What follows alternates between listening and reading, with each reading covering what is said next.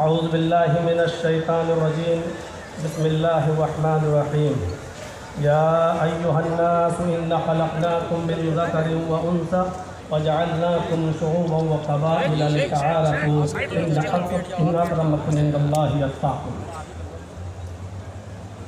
Stage پر بیٹھے ہوئے معطر علماء کرام، آل انڈیا اہل حدیث کانفرنس جو 35ویں آپ جو اس میں سماعت فرما رہے ہیں، اس میں شرکت کیے ہوئے ہیں، اس کا موضوع جو رکھا گیا ہے احترام انسانیت اور مذاہب عالم، یہ اپنے نوعیت کا بڑا حساس موضوع ہے اور تمام خطباء نے اسی موضوع پر گفتگو کی ہے۔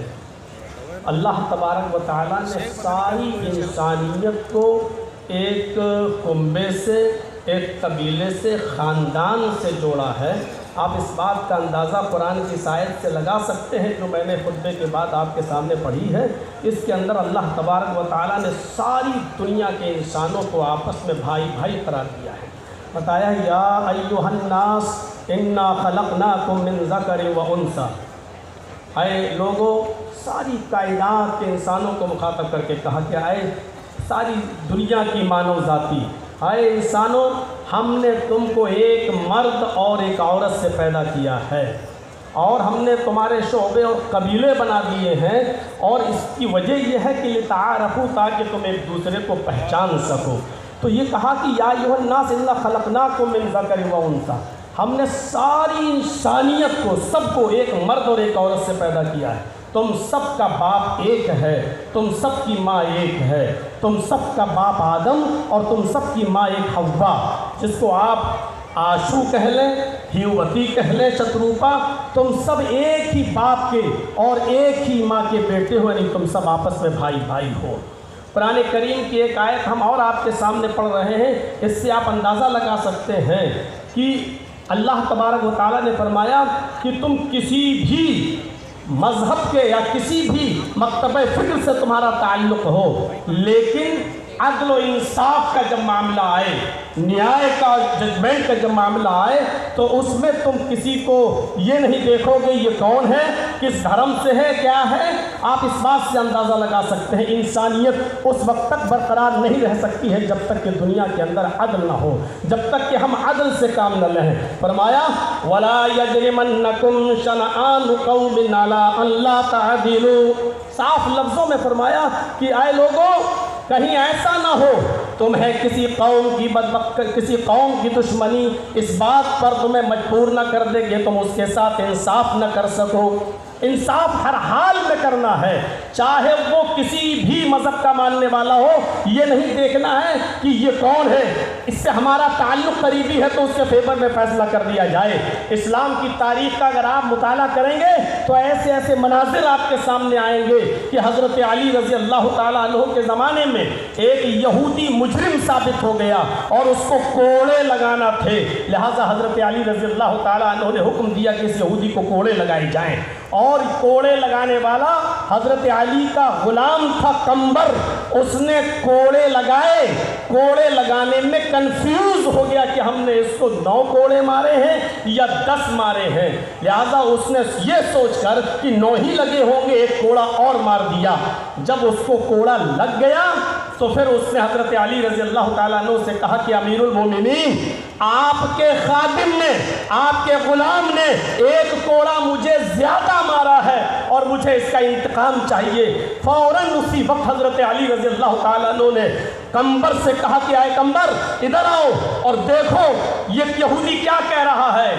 قمبر نے اعتراف کیا کہ ہاں امیر المومنین، مجھے شک ہے، پتہ نہیں 9 مارے تھے یا 10، تو یہ سوچ کر کہ 9 ہی مارے ہوں گے، ایک اور میں نے مار دیا۔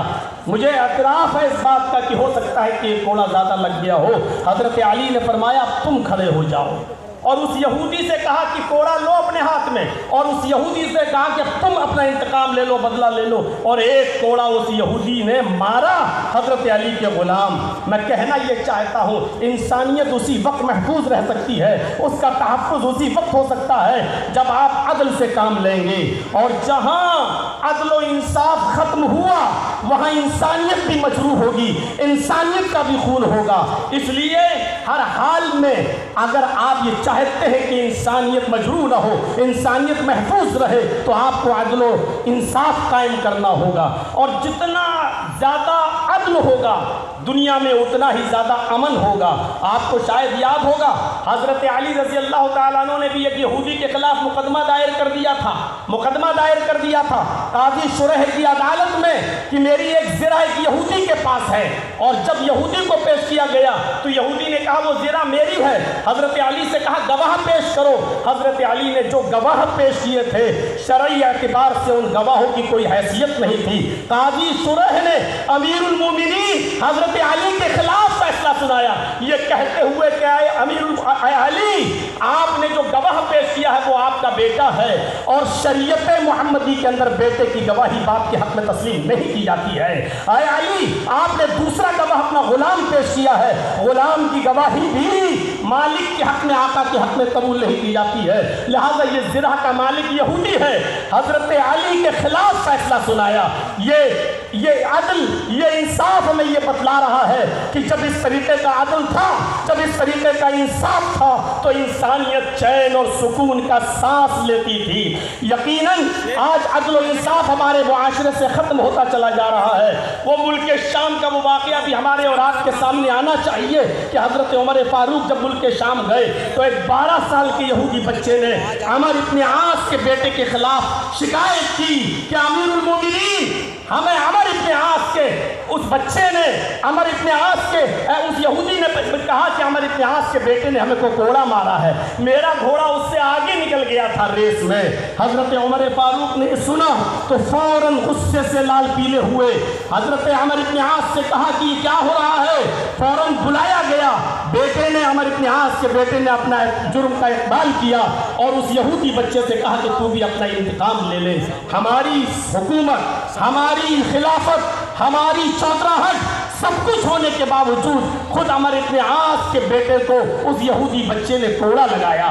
میں علامہ احسان الہی ظہیر کی ایک بار تقریر سن رہا تھا، انہوں نے تو اپنے خطاب کے اندر یہ بھی کہا کہ ایک کوڑا حضرت عمر فاروق نے اپنے خاتم سے کہا کہ عمر ابن عاص کو بھی لگاؤ۔ جب عمر ابن عاص کو کوڑا لگا تو انہوں نے پوچھا کہ مجھے کیوں کوڑا مارا جا رہا ہے، میرا کیا قصور ہے؟ تو فرمایا تمہارا قصور یہ ہے کہ تم نے اپنے بیٹے کو صحیح تربیت نہیں دی ہے۔ اگر تم نے اپنے بیٹے کو صحیح تربیت دی ہوتی تو تمہارا بیٹا ناجائز کسی یہودی بچے کو کوڑا نہیں مارتا۔ یہ تحفظ انسانیت کا میرے بھائیوں وہ دور تھا جب عدل تھا، جب انصاف تھا، تو اس طریقے سے ہمارے معاشرے اور سماج اور سوسائٹی کے اندر انسانیت کا تحفظ تھا۔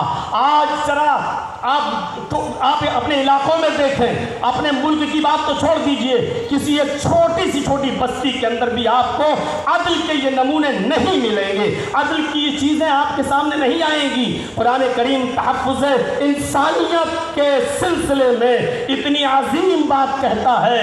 میں جانتا ہوں جن لوگوں نے دیگر ادیان کا مطالعہ کیا ہوگا ان کو اچھی طریقے سے معلوم ہوگا کہ اس طریقے کی کوئی بات دوسرے مذہب میں اس کا عشر عشیر بھی نہیں ملے گا، 10واں حصہ بھی نہیں ملے گا۔ من قتل نفسا بغیر نفس او فساد فکأنما قتل الناس جميعا، جس نے کسی ایک انسان کو قتل کر دیا، نفس واحد کا قتل کیا، ہندو مسلم کی قید نہیں، کسی ایک انسان کو اگر قتل کر دیا تو قرآن کہتا ہے، یہ ہمارے اسلام کے اصول اور ضابطوں میں شامل ہے، صاف طور پر اللہ تبارک و تعالیٰ نے فرمایا کہ اس قاتل کو یہ جان لینا چاہیے کہ وہ صرف نفس واحد کا قاتل نہیں ہے، وہ ایک انسان کا قاتل نہیں ہے، فَكَأَنَّمَا قَتَلَ النَّاسَ جَمِيعًا، وہ ساری انسانیت کا قاتل ہے۔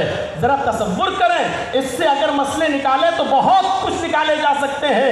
ایک انسان کا قتل پوری دنیا کی انسانیت کا قتل، یعنی اگر آپ نے کسی ایک انسان کو اس کی ماں کی گالی دے دی تو آپ اس اکیلے کو گالی نہیں دے رہے ہیں، پوری ساری کائنات کی انسانیت کی ماں کو آپ گالی دے رہے ہیں۔ اگر آپ نے کسی ایک انسان کو ستایا تو ساری کائنات کے انسانوں کو آپ ستا رہے ہیں۔ یہ ہے اسلام کا تحفظ انسانیت کا نظام۔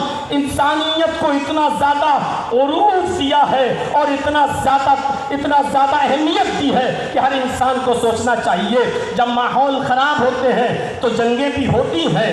اگر آپ ہمارے ملک پر کوئی ٹیڑھی نظر ڈال کے دیکھے تو کیا ہمارا ملک خاموش بیٹھا رہے گا؟ ہوتا ہے۔ اسلامی دور میں بھی جنگیں ہوئی، لیکن تعجب کریں گے آپ، سوچئے اور سمجھنے کی کوشش کیجئے کہ اللہ کے نبی صلی اللہ علیہ وسلم کے زمانے میں بھی جنگیں ہوتی تھیں، لیکن آپ کو یہ معلوم ہونا چاہیے کہ ان جنگوں کے اندر بھی کتنی پابندی تھی کہ محمد رسول اللہ نے کہا اگر آپ کو لوگ مجبور ہی کر دیں اور لڑنے پر آپ آمادہ ہی ہو، اس کے علاوہ کوئی چارہ نہ ہو تو تم جنگ کرو، لیکن یاد رکھنا اس جنگ کے اندر کہ تمہارے لیے اصول ہے، اور اصول یہ ہے کہ تم کسی بوڑھے کے اوپر تلوار نہیں چلاؤ گے، تم کسی عورت کے اوپر تلوار نہیں چلاؤ گے، یہ تم کسی معصوم بچے کی گردن پر تلوار نہیں چلاؤ گے۔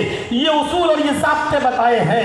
یہ نبی اکرم کا یہ فرمان پوری دنیا کی انسانیت کو سوچنا چاہیے کہ آج اسرائیل کس طریقے کی بمباری کر رہا ہے اور ناجائز طور پر فلسطین کے معصوم بچوں کو مار رہا ہے، قتل کر رہا ہے، عورتوں کو مار رہا ہے یا بیوہ کر رہا ہے۔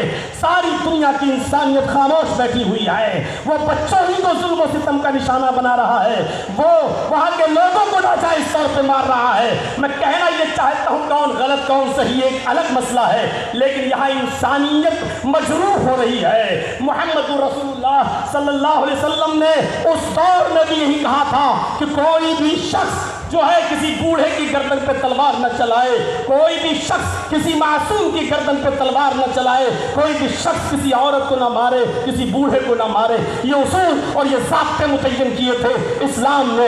میرے بھائیوں، نبی اکرم صلی اللہ علیہ وسلم کے زمانے میں بھی جنگیں ہوا کرتی تھیں، اور آپ غزوات و سرایا کی تعداد جوڑیں۔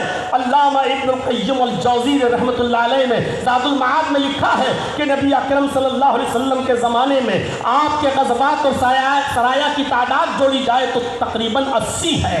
54 تو وہ غزوات ہیں جس میں نبی اکرم شامل ہوئے، اور 26 وہ جس میں آپ شریک نہیں ہو سکے۔ تو 80 غزوات و سرایا میں اگر دیکھا جائے تو جو لوگ مارے گئے ان کی تعداد تھی 1018۔ 80 جنگوں میں وہ بھی غیر مسلم اور مسلمان دونوں کو جوڑا جائے 1018، اگر 80 سے ڈیوائڈ کر دو تو 13-14 بھی ایک جنگ میں نہیں پڑ رہے ہیں۔ تو یہ تھی تحفظ انسانیت کا میرے بھائیوں ایک معیار جو اسلام نے متعین کیا ہے۔ اللہ تبارک و تعالیٰ سے دعا ہے کہ بار الہ ہماری خطاؤں کو معاف فرما کر ہمیں انسانیت کے تحفظ کی بقا کے لیے ہمیں کوشش کرنے والا بنا دے۔ وما علینا الا البلاغ المبین، وآخر دعوانا الحمد للہ رب العالمین۔ السلام علیکم ورحمۃ اللہ وبرکاتہ۔